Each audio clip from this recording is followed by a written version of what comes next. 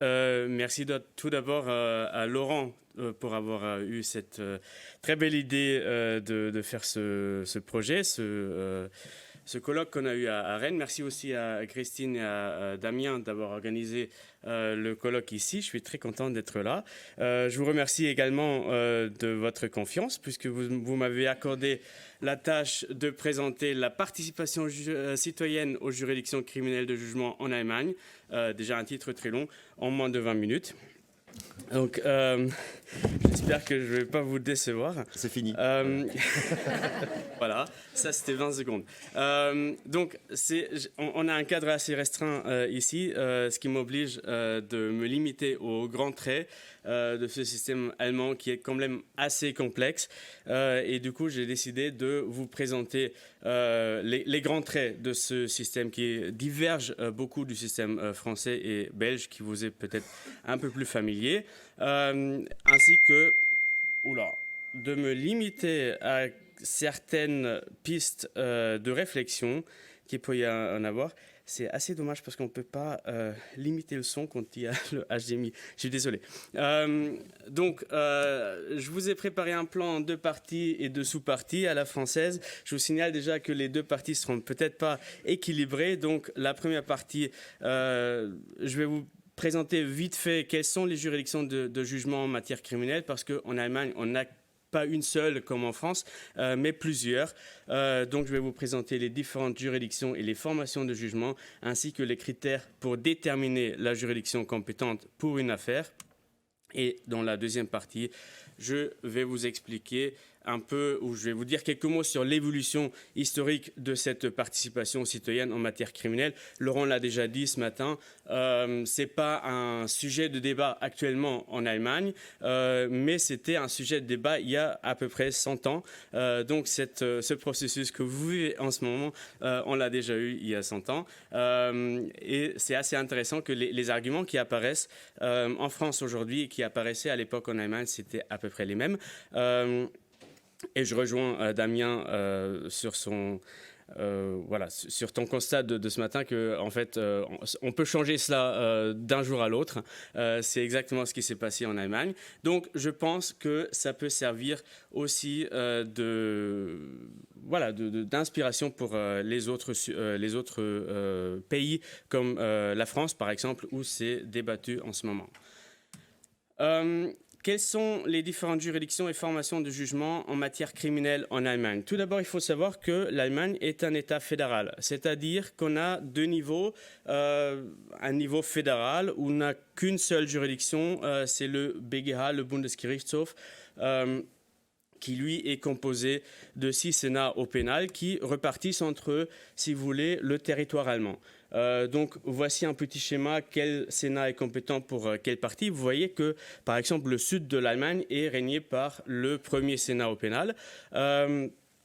Et toutes ces circonscriptions qui sont ici chiffrées correspondent à des circonscriptions des Oberlandesgerichte. Les Oberlandesgerichte, c'est les cours suprêmes des États fédérés, comme par exemple en Bavière, le Oberlandesgericht de Munich, de Nuremberg et de Bamberg. Chaque Oberlandesgericht a dans sa circonscription plusieurs Landgericht. En tout, on en a 115. Donc, vous voyez ici pour la Bavière un peu la répartition. Et ces circonscriptions se sous-divisent encore une fois en des circonscriptions pour les Amtsgerichte. Donc, si vous voulez, on a 4 juridictions différentes qui sont, tout d'abord, se répartissent la compétence territoriale, mais se répartissent aussi ou occupent des fonctions différentes en ce qui concerne le degré de juridiction.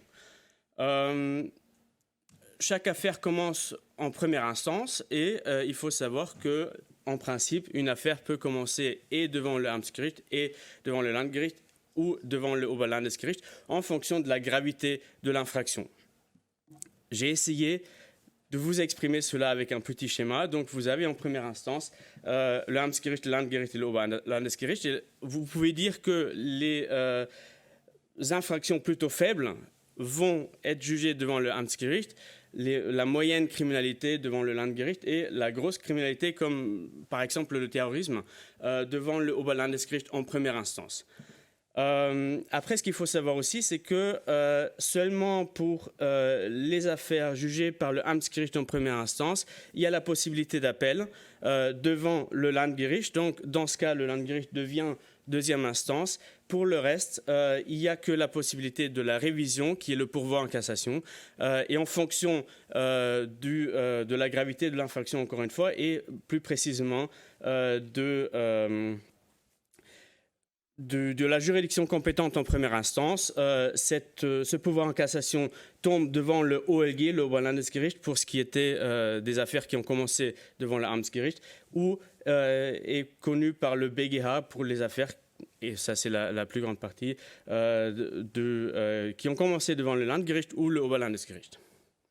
J'espère que j'ai pu synthétiser un peu, c'est assez complexe, et ça va devenir encore plus complexe. Donc, première instance, vous avez Amtsgericht, Landgericht ou Oberlandesgericht. Appel possible pour les décisions de la Amtsgericht en première instance et pourvoi en cassation devant le Oberlandesgericht ou le Bundesgerichtshof. En ce qui concerne la compétence matérielle, à savoir la formation compétente pour une affaire précise, il y a évidemment des formations spécialisées comme pour les jeunes délinquants, etc. Je ne les aborderai pas. Ça dépasse le cadre. Je vais me limiter donc aux différentes formations de jugement au sein du Amtsgericht et du Landgericht notamment. Et voici le même schéma que vous avez déjà vu, mais cette fois-ci avec les différentes compositions. Ce que vous pouvez constater, c'est que à peu près dans chaque formation de juridiction, il y a ce qu'on appelle les Schöffen, les échevins. C'est des magistrats non professionnels. C'est du bénévolat, si vous voulez. Donc, ils ne sont pas rémunérés, mais seulement dédommagés. Et vous en avez en première instance, dans chaque formation, exception faite du Strafrichter, qui est un juge unique, et du Strafsenat du OLG, qui est composé de 5 ou 3 magistrats professionnels. Sinon, pour le reste, Schöffengericht, Strafkammer et Schwurgericht, vous avez toujours au moins 2 échevins. On va y revenir sur ce tableau. Mais avant, il faut se poser la question, mais comment alors déterminer la juridiction compétente? En France, c'est simple. Si c'est un crime, ça va devant la cour d'assises. Si c'est un délit, devant le tribunal correctionnel, etc. Il suffit donc de connaître la nature de l'infraction. En Allemagne, c'est beaucoup plus compliqué. Certes, on a aussi les catégories crimes, délits. On n'a plus les contraventions qu'on a abolies il y a 40 ans. Mais cette nature d'une infraction n'a aujourd'hui qu'un caractère déclaratoire. C'est-à-dire, elle figure encore dans certaines dispositions. Je vous ai traduit 2 dispositions de la loi relative à la juridiction compétente, si vous voulez, la Gerichtsverfassungsgesetz. Vous avez le paragraphe 25 ou le paragraphe 74 qui vous parle des délits ou des crimes. Mais comme ensuite, par exemple, prenez l'exemple du paragraphe 74 alinéa 2, après suit une liste d'infractions énumérées.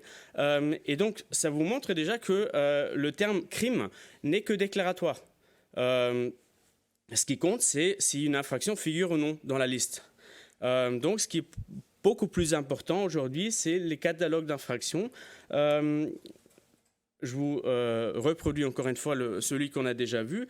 Et je vous signale que cette technique d'avoir des catalogues d'infractions qui déterminent la juridiction compétente, cette technique, on la trouve déjà dans le GVG, la loi relative à l'organisation judiciaire de 1877. Donc, c'est une technique assez ancienne. Il s'y ajoute plein d'autres critères, comme par exemple la question de savoir s'il y a une citation directe ou non, et surtout la peine escomptée. Donc, voici une autre disposition. Par exemple, en matière pénale, l'Amtsgericht est compétent, sauf si une peine privative de liberté supérieure à 4 ans est escomptée. Qu'est-ce que ça veut dire, escomptée? En fait, on demande au procureur de faire une certaine estimation. Donc, la peine escomptée, c'est ni la peine encourue par la loi, ni forcément la peine prononcée à l'issue de l'affaire, mais c'est un petit calcul avant de porter l'affaire devant le tribunal. Et cette estimation, si vous voulez, est bien sûr sujette au contrôle du juge qui vérifie donc par cela sa compétence. Donc on se pose la question, mais quelle peine à peu près pour cette infraction? Eh bien, si on est au-dessus des 4 ans, c'est sûr que ce n'est pas le Amtsgericht, mais le Landgericht qui est compétent. Par contre, si on est en dessous des 2 ans, c'est sûr que ce n'est pas le Schöffengericht, donc le tribunal d'échevin, mais le juge unique qui va en connaître. Il y en a d'autres critères, comme par exemple le besoin de protection d'un témoin victime, ou encore l'importance et l'étendue de l'affaire. Donc, le procureur peut décider de porter l'affaire devant le Landgericht, notamment pour protéger la victime ou pour permettre à plusieurs juges, plusieurs magistrats professionnels de connaître de cette affaire. Vous voyez donc que le procureur a pas mal de marge d'appréciation. Et c'est ce qu'on appelle la compétence mobile. Donc, ce n'est pas fixé par la loi, mais ça incombe au procureur de déterminer dans un premier temps la juridiction compétente et puis le juge vérifie cette détermination par la suite. Comme les plusieurs critères que je vous ai cités se rejoignent, j'ai essayé de faire un petit schéma là-dessus. Il faut se poser plusieurs questions. La première question, c'est est-ce que l'infraction est listée dans un catalogue? Je vous en ai cité plusieurs. Par exemple, vous avez le catalogue du paragraphe 74 alinéa 2 qu'on vient de voir. Et on a un catalogue pareil pour la compétence du Oberlandesgericht dans les paragraphes 120 et suivants du Gerichtsverfassungsgesetz. Si l'infraction figure dans un tel catalogue, c'est sûr que c'est soit le Schwurgericht, soit le Oberlandesgericht qui est compétent. Si par contre, ce n'est pas le cas, on se pose la question, est-ce que les conditions du paragraphe 24 sont réunies? Donc, ce paragraphe qu'on a vu tout à l'heure détermine par la négative la compétence de l'Amtsgericht. Si ces conditions sont réunies, on se pose la deuxième question du paragraphe 25. Est-ce que la peine escomptée est au-dessus ou en dessous des 2 ans? Et en fonction de la réponse, c'est soit le juge unique, soit le tribunal d'échevin qui est compétent. J'espère que vous pouvez me suivre jusqu'ici. Alors Bénédicte, justement, oui. J'ai une petite proposition. Comme je vois le temps qui avance, est-ce que... donc tout ça en plus est exposé, c'est important de comprendre le système par rapport à cela, mais est-ce qu'on n'irait pas un peu plus vite vers la participation citoyenne? C'est la deuxième partie. Voilà. J'ai rien à dire. Donc vous voyez que c'est assez complexe et cette complexité, elle est due notamment au fait que ça a changé au fur et à mesure dans l'histoire. Donc deuxième partie, cette évolution de la participation citoyenne en matière criminelle, quels étaient les arguments? Eh bien, l'argument majeur, c'était toujours l'argent. Je vous ai dit tout à l'heure que l'organisation judiciaire date de 1877. Eh bien, la loi de l'époque distinguait entre le tribunal d'échevin et la cour d'assises selon le modèle français. C'était, si vous voulez, une sorte de compromis entre les Länder qui ont été aspirés par le système français, notamment tout ce qui est... partie gauche du Rhin, et les Länder qui étaient plutôt imprégnés par le système germanique duquel vient ce tribunal d'échevin. Comme c'était un compromis, il y avait toujours des hostilités vers les deux systèmes. Et en ce qui concerne la cour d'assises, qui était donc le Schwurgericht, composé de 3 magistrats professionnels et 12 jurés. On a essayé de combattre un peu. Et l'argument principal, c'était que c'est lent et que ça coûte beaucoup. En 1924, les caisses de l'État étaient vides. Et pour faire simple, on a aboli d'un jour à l'autre cette cour d'assises selon le modèle français pour économiser de l'argent. Pour le faire, on n'a pas dit ça va disparaître, mais en fait on l'a vidé de son contenu initial. On a échangé les jurés contre les échevins, qu'on connaissait déjà du tribunal d'échevins. Et à la différence des jurés, ces échevins exercent l'office du juge pendant l'audience, donc ils sont des véritables juges et ne pas seulement des jurés. Et on a réduit le nombre de jurés, on a gardé cette dénomination, à 6, donc réduit par la moitié. Ensuite, par une autre loi de 1974, on a encore une fois diminué le nombre d'échevins, ce qui fait que aujourd'hui, si vous prenez le Schwurgericht, vous n'avez que 2 échevins et 3 magistrats professionnels.